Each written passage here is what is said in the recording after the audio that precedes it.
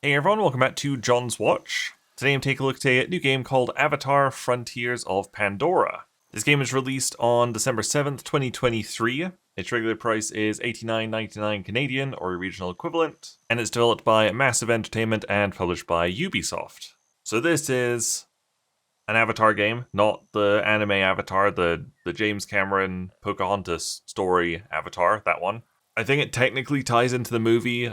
They mentioned like the only character name I recognized from the movie at some point in the game. So, obviously it's the same world, but I don't believe you really need to be very familiar with the movies. I'm sure it helps, but I don't think you have to be super familiar with them to play this game. So I've played, God, it's really hard to guess. I would guess probably like 3 hours, like definitely no more than 4 hours. And if I load up my game, I'm 27% of the way through the story.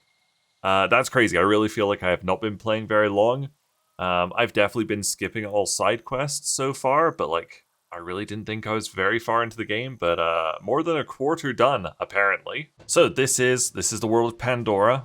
It is a beautiful world, lush vegetation, very far out sci-fi, mysterious, strange plants and trees and creatures around here. I don't know if we can find a cool plant to look at. I'm using my not be sense right now. But yeah, there's loads of strange plants and stuff like that, and you can get like crafting materials from them. As the title said, this really is very, very similar to Far Cry, but it's set on Pandora, and you're a Navi. If I look at myself, this is me.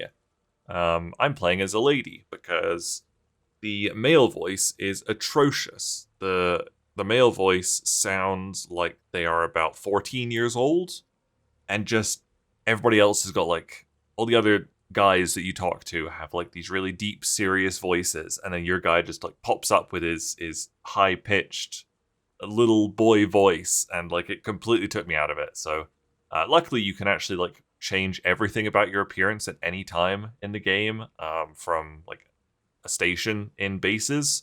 So literally I like finished the prologue. As soon as I got to a base, I changed myself into a woman. And her voice is awesome, luckily. But yeah, the default male voice, just atrocious. Anyway, this is me. This is my combat strength, my technical level, I guess. Your combat strength is improved by the gear you're wearing and also what skills you've unlocked. So I recently, I've got no skill points right now, but I recently unlocked, I think it was like this skill, and it like just tipped me over to combat strength level 4. But I'm wearing like a very basic chest guard. I've got some fine arm guards, basic waistcloth. I've got a superior longbow, got a gun, and basically all that contributes to my combat strength. So I'm level 4, and so you might see this warning here. It's saying that some of the items equipped are lower than the recommended level for the content you're playing. So I'm level 4, and if you look in the top left, you can see my quest marker, the Eye of Awa. It says I should be combat level 5. I am playing this on the lowest difficulty, lowest combat challenge, which means enemies do little damage to me, I do a lot of damage to them. I thought, 1 level difference, how hard can it be? And then I reached this level, and this level is ridiculously broken. So I'll show off the level in a moment, but like I said, I have been just doing the main story missions. I've been skipping the side quests, because long story short, I'm not enjoying this game.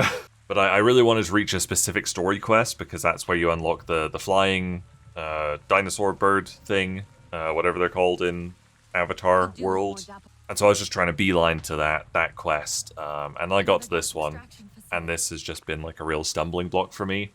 And this level was super frustrating, and I thought I might as well do my video now, because basically this level is too hard for me right now. So what I need to do is literally go do side quests and hunt creatures to get crafting materials in order to level up my combat strength by 1, so I'm at the recommended level, and I'm not gonna do that.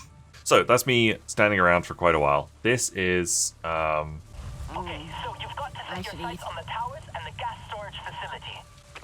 yeah, so this is a gas extraction site.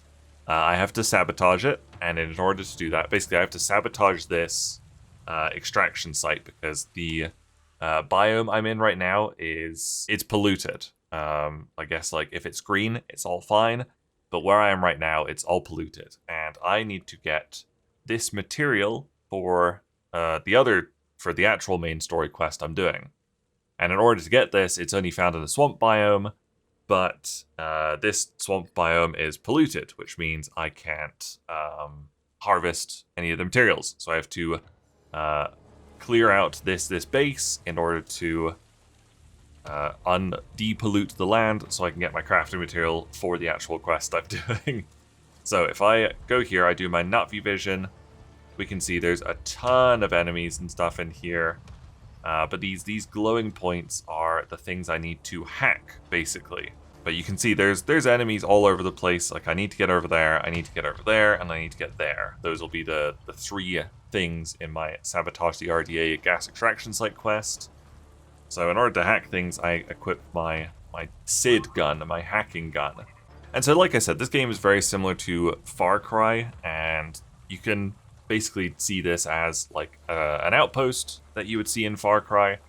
And my approach with outposts in Far Cry is to stealthily sneak around, pick people off from a distance with silent ranged weapons, like a bow, like I've got right here, and basically clear out everyone before they can alert reinforcements. So I'm going to try my best to be sneaky. First things first is actually, we've got that from here. We want to hack this thing. I think we're almost close enough to hack it. We're not, it's not letting me hack it. It's showing me the hacking button there. I think we need to get up behind it, so we are going to do that. There we go, we're up behind it. So we're going to hack it. Hacking. Now we do a little hacking maze minigame. We got to go up to the top right. Got to grab a key. Hopefully that person over there doesn't see me. They probably should. There we go. Hacked. Execute hack. There we go. Now we've disabled this. So now we want to equip my bow and arrow. Shoot this person. There we go. Haven't aggroed anyone yet. This is much better than it's ever gone. So I think if we equip my hacking thing again, we want to go hack this turret as well. Normally I just get killed, and I was definitely expecting to get killed like really quickly here. Oh, we can hack from here. Ugh. Hacking. You can see we've also got a time limit to do this. We don't have to get a key for this one. Hacked. Execute hack. Disabled. Excellent. But there's so many enemies in here, my god. Jeez, how can I get both of these? I can hack these guys too? Let's just hop down here. I don't know what this is. Is there even anyone in this one? You can disable all these mini games, which is quite nice. Execute hack. What's it doing? Is it gonna blow up? I think I just killed it. Yeah, I just got some ammo from it. So basically to stealth, I need to get behind this. I'm not gonna do this whole oh, hello. I'm trying to hack him. Okay, well now everybody's aggroed. Which means I'm gonna die in here.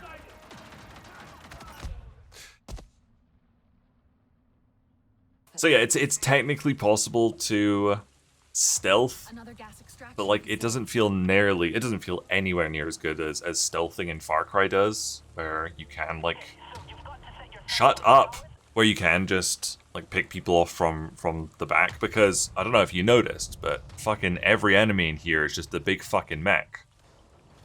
There's like a couple of regular people you can kill with a bow and arrow, but for the most part they're mechs. So you got to get behind them and hack them, so you like temporarily pause them, and then you shoot them with an arrow to fully kill them. And yeah, this is on the easiest difficulty, and like I cannot for the life of me do this stupid fucking gas harvester thing, so we're giving up on that. I'm leaving, and I guess we just have to go do another quest. I mean, maybe if I go back to a hub somewhere. think this one, yeah, this will do. Home tree. Gonna see if maybe we can craft some better gear or something. Otherwise, we'll just go do a side quest, and I think this person might have a quest for me. Back already. Have you given up this pointless search? No, this is just someone I can talk to. Let's have a look inside here and see if I can do anything to upgrade any of my gear. So it looks like I can craft a new arm guard or a new longbow. Both of those are my best gear. I need something better than my basic chest guard. But I guess we'll do this. We can do 19 health. That's the best one. Let's do that. Craft. Equip. Okay.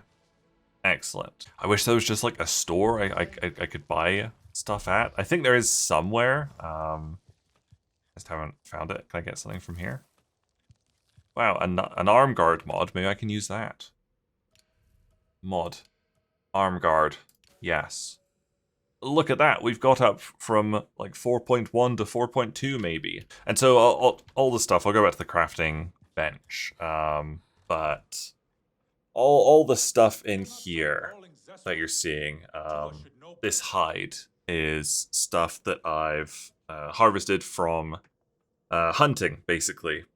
And that works very similarly to Far Cry, which is basically where you have to carefully hunt creatures. So you have to use, like, you can't use an assault rifle to kill them or it'll ruin their hide. So you have to use a bow and arrow to hunt them.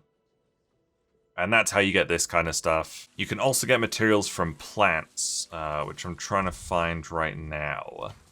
And basically, you can get sticks from these. These are just like basic materials, so you don't have to do anything special with them. But other plants, you have to do a harvesting mini game, which is where you have to very carefully twist a fruit off and stuff like that. And you basically just have to, the way it works with mouse and keyboards, you have to move your cursor down gently, not too aggressively, in order to, here we go, perfect, I can actually show it off. I've got it disabled because it's really fucking annoying. Gathering complexity, I'll put it on low difficulty here, but basically here we go, gather. I now have to hold left click and pull it down gently. There, we got a pristine one. And so now I've got that shelter fruit cookie ingredient fine. And if you don't want to do that stupid fucking minigame, you can disable it in the settings, which is great. But if you then pick something, it won't get that pristine bonus. And if the stuff you're getting doesn't have the pristine bonus, then you're not going to get any good materials, any good crafting materials, basically. So it's really annoying. Like, there is the option to disable the stupid minigame, but you're really not encouraged to at all. You're heavily discouraged from doing so, because you'll end up in my situation here where I'm falling behind on levels now because I don't want to do these stupid minigames. Some people will not find these minigames stupid. Some people will find them very immersive, which is great if you want to immerse yourself in the world of Avatar. I really hated Avatar when I saw it whenever that first one came out. So I do not want to immerse myself in the world of Avatar. I really had very little interest in this game. Then reviews came out and they said, hey, it's pretty much Far Cry, but on Pandora. And I was like, wow, Pandora looked cool. I just didn't care about the story or the characters or the blue aliens or anything. Jesus! So maybe I'll like it. And I don't, because I guess, I mean, I used to like Far Cry. I played the new one. What's the new one? Far Cry 6. And I fucking hated Far Cry 6. I think I uninstalled it after like 5 hours or something. Which sucks because I loved Far Cry 3, 4, and 5. But yeah, it's all the immersive details which are just getting to be a pain for me now. I'm not playing this to be immersed in the world. I'm playing it just to escape and kill things, you know? But That's not really what they want anymore. Oh, I forgot to turn off the gathering controls. There, we got a pristine one hand. So if we go back in here and we turn this off, we can now take something. No. Who's there? There's these dogs. I'm gonna shoot these dogs. Who wants it? Bam! Clean kill. That wasn't a clean kill? Right, because when you're shooting enemies, you have to hit them in the exact weak spot. So I'm trying to see his weak spot. It's like on their neck, I think. That was not a clean kill. I mean, they look pretty fucking cool, these kills I'm doing. Let's grab those. So yeah, because I'm not doing the clean kill, I'm not getting the best quality crafting materials. It's just, like I said, some people will find that immersive. Some people, like me, will find it very, very frustrating because I don't want to play perfectly, you know? I just want to fuck around and craft better gear and not have it be a real struggle. So it's saying my energy's low, so I need to recover food, so just the fucking menus on keyboard and mouse. I don't even want to know what they're like on controller. Hold Q, where I'm in the weapon tab. Now, still holding Q, I have to press T to move over to the food tab. I go to the wheel I want. I've got meals up here, but I've also got raw ingredients down here. Still holding Q, I use C to cycle through this shit. Let's have some shelter fruit. Still holding Q, hold F to eat. Fill up my little energy bar down there so I can recover health. Now we're full. Great. Again, some people find it immersive. I find it really, really annoying. I was going to do like a side quest, because I do have side quests. Yeah, I could do this side quest called Crush. And I guess maybe I'll start doing it while I talk a little bit more. We'll start tracking it. I think we'll show it on the map. It is here. Where can I fast travel to? I can fast travel to here. That's decently close. So fast travel, bam. And so even though there's a compass that you can see at the top, you might notice there's no quest marker on my HUD at all.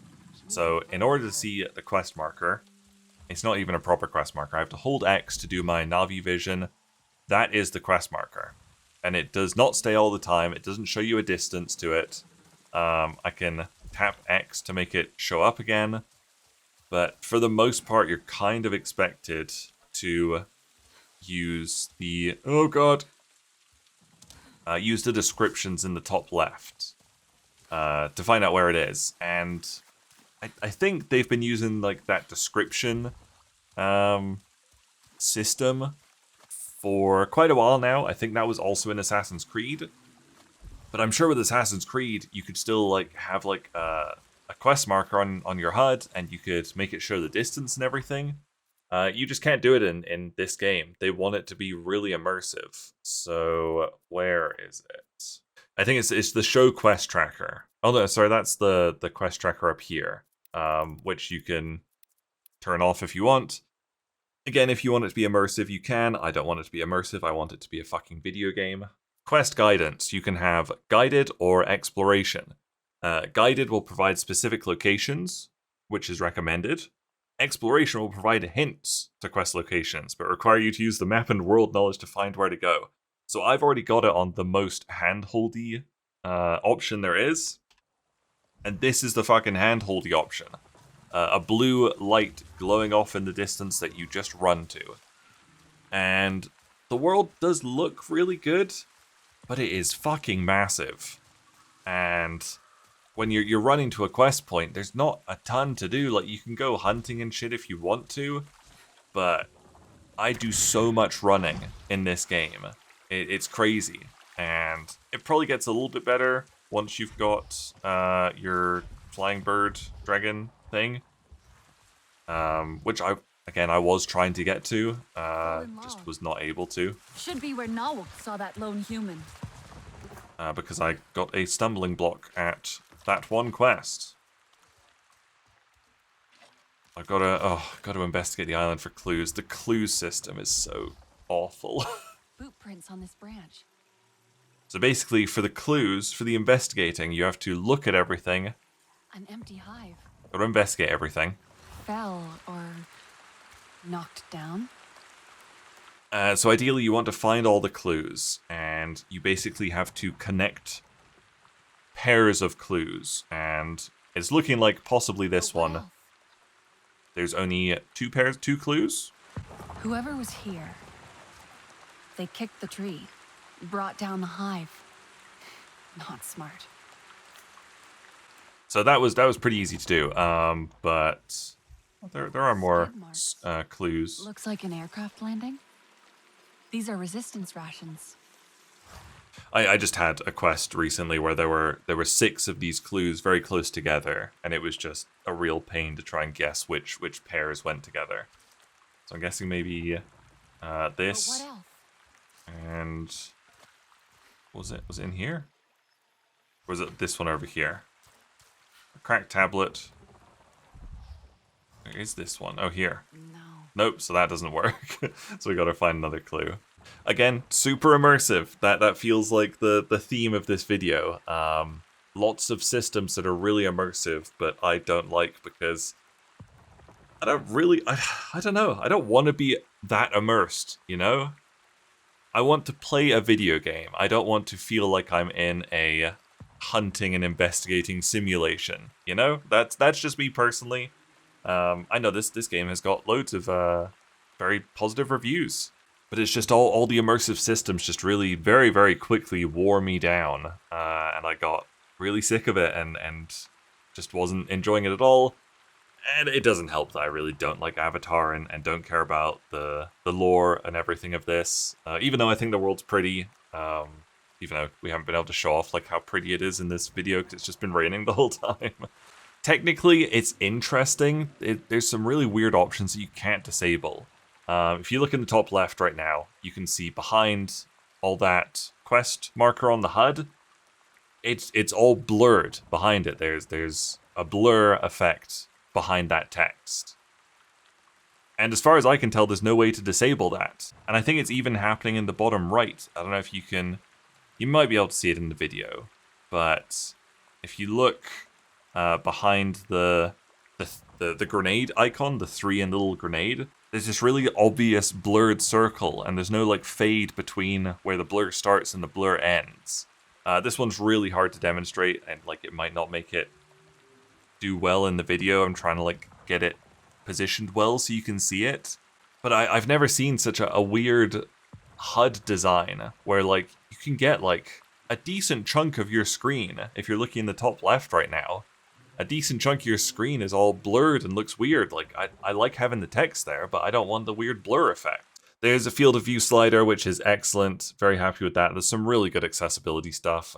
Say what you will about Ubisoft, but they've got excellent accessibility options in their games. The option to stop the field of view changing when you sprint is really great.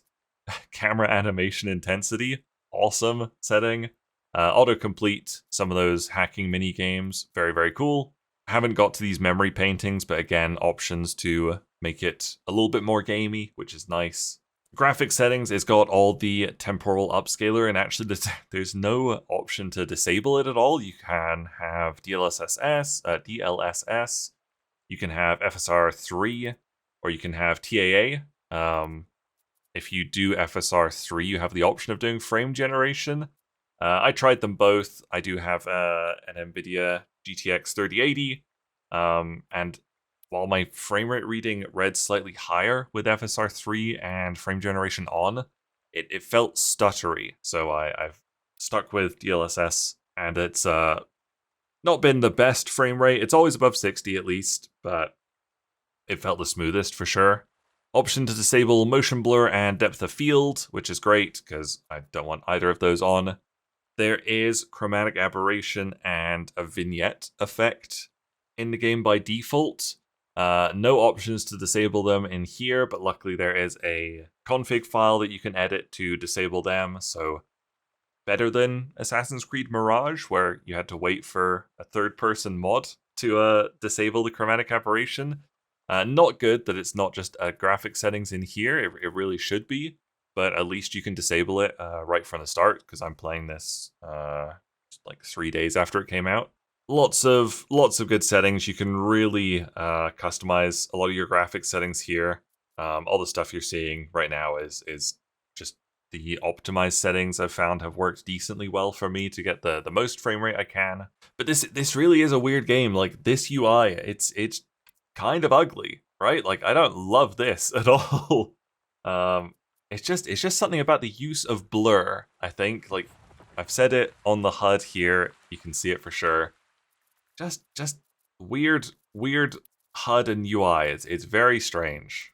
So this was a bit of an odd video, a little bit of a hard one to do because I was hoping to play a bit more of it before I did this video, but I got to that quest and like I really was hoping to unlock the flying bird, the flying mount thing, because I thought that would be neat to show off, but I was getting frustrated like very early into the game, and it's just not really for me. Which is kind of a surprise because I used to really like Far Cry. This is a little bit closer to older Far Cry, but I think even like when Far Cry 4 came out and you'd have to like very carefully hunt animals and stuff like that to get the crafting materials, I was already like kind of getting tired of it by that point. And so to come into a game with a universe and lore that I don't know and don't care about, and have to do all this kind of busy work and lots of running through a very large open world just wasn't doing it for me. But I think I'm probably in the minority on this because I think it's been quite popular, actually. I think it's got very good reviews. One last thing, because it's Ubisoft, there's a store with microtransactions. There's an insane amount of stuff you can buy in here. I don't actually know the currency. I'm guessing this is $15. Don't quote me on that. But there's so much stuff you can buy. Like, an insane amount of stuff you can buy. I was amazed. Like, Assassin's Creed Mirage came out, and it had, like, 2 packs or something that you could buy. This is an insane amount of stuff to put in here. Just ridiculous. And there's also the season pass is $50, which I think I've got. Maybe not, I don't know, it's not showing up in here, but I think I do have it. So there you go. Probably not the best demonstration of this game, but just kind of my thoughts on it. Yeah, unfortunately and somewhat surprisingly, this game does not appeal to me at all, unfortunately. But again, it has got pretty decent reviews. A lot of people are liking it. If you like Avatar, you're probably going to enjoy this game. If you like Far Cry and not Avatar, you might not like it, because I was kind of wondering, are you able to play this Avatar game without liking Avatar? Theoretically, you might be able to if you don't mind all the immersive elements and stuff, but no, that was a definite no for me. Thank you guys very much for watching. Make sure you leave a like and subscribe if you enjoyed this video, and I'll see you guys later. Bye!